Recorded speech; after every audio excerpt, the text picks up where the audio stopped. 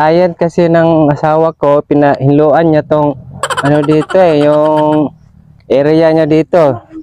So ito nga ngayon nilalampas namin yung yung mga sagbot diyan at meron pang mga tunok-tunok dito. Mag-iingat kami baka matusok kami diyan eh.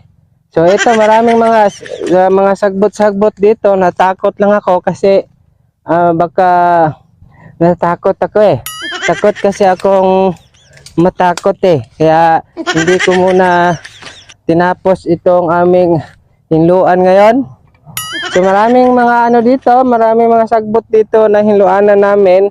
Pero yung sabi ng client ng misis ko, dapat daw mahinluan ng gusto yung lupa. Kaya napilitan kaming maghinlo-hinlo dito.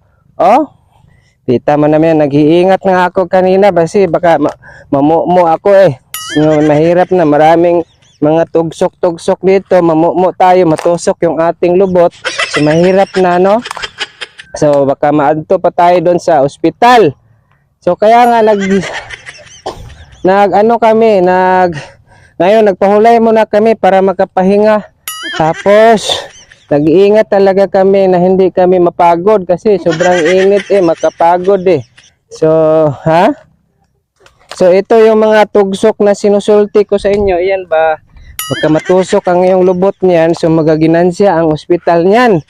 Mahirap kayo ngayon sa ospital, wala nang kining tawagong natong PhilHealth. So mahirap na pumunta sa ospital ngayon. So ang ating buhatin ngayon, mag-aamping tayo ng mabuti.